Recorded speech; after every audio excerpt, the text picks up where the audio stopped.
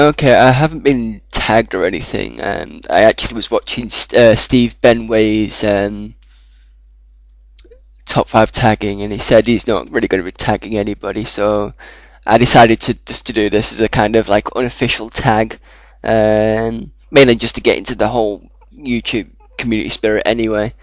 And basically give my versions of top fives. So I think it's the top five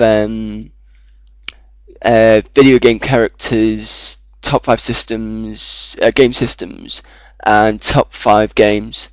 So yeah, again, this is my own opinion personally, and like Steve, this probably would change on occasion, but there are some that I probably wouldn't. I don't know. But yeah, have a listen and do enjoy.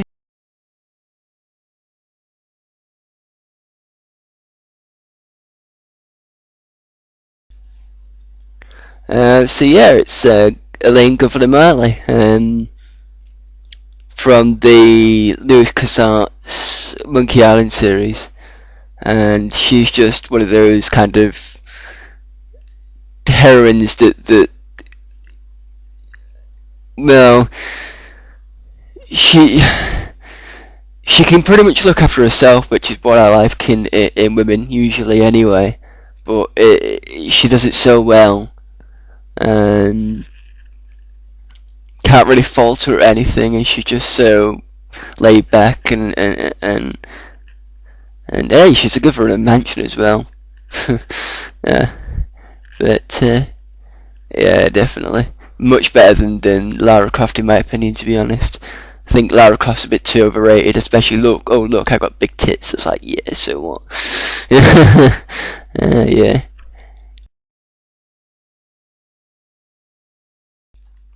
Garrett, the Master Thief. Um, Chaotic neutral character, really, as you would expect from a thief. Um, is quite an interesting and enjoyable character because, like I said, for those people that don't know about chaotic neutral characters, they do it for themselves. Really, they're not necessarily evil, but they just kind of do what they want, and it's whether they want to do it for you or not. It's completely up to them. I think that's the chaotic neutral part of it anyway.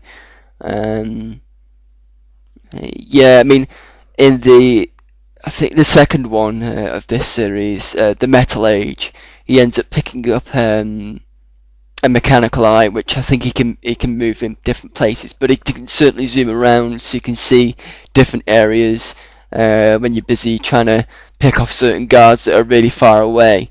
It's so much easier to do in that. But if you've never played Thief on the PC, I definitely recommend it. The games are there's three of them at the moment. There's the first one that you've just seen, which is the Dark Project.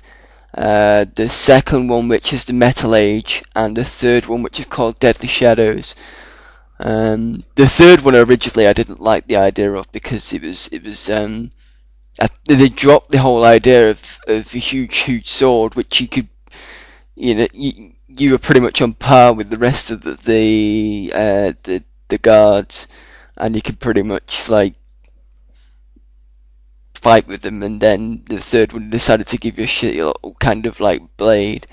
I mean, fair enough. I suppose you're a thief and all, but yeah, it kind of lost that kind of bugger it. Let's just go out and do hand-to-hand combat with sword combat. You can't really do that, to be honest. But it's still pretty much fun, sneaking up behind someone, blackjacking and picking up the bodies and dumping them, out of AI sight way kind of thing. But yeah, definitely. Yeah, pretty much. Garrett, definitely cool. Actually wasn't a SNES owner when Metroid came out originally. I was a Mega Drive owner, but I did actually play the games a lot later on. Um, and Samus Aran has been a kind of like cute bounty hunter for the SNES was actually, a really, really good idea, and she's quite an interesting character.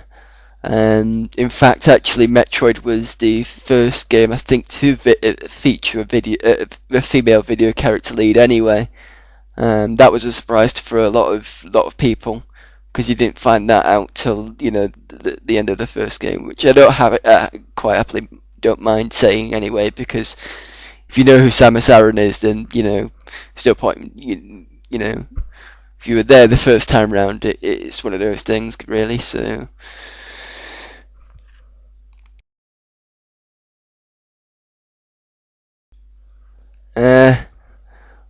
How can I describe Duke Nukem? Grizzly voice, old school lad, one-liners. Effectively, he's pretty much Arnold Schwarzenegger in a video game, as a video game character, pretty much. I think that's what the 3D Elms were aiming for anyway.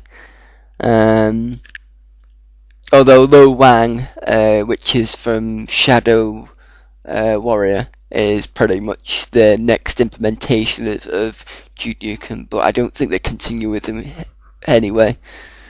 It would be nice to see Duke Nukem Forever, but that ain't gonna come out anytime soon anyway, so, sell it.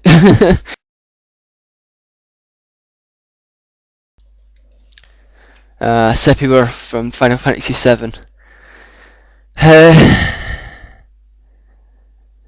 Yeah, he spends most of the beginning game basically trying to find out who he is, and he ends up finding. Well, I'm not going to go into what he ends up finding out, but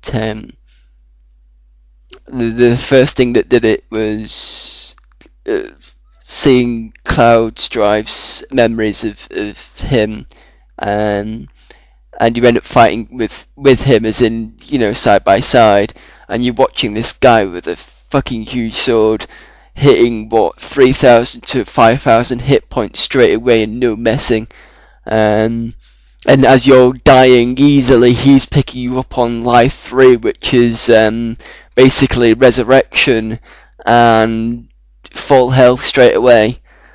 And it's one of those kind of things where you think, shit, I really want to get to this part of the game and basically be doing his hits.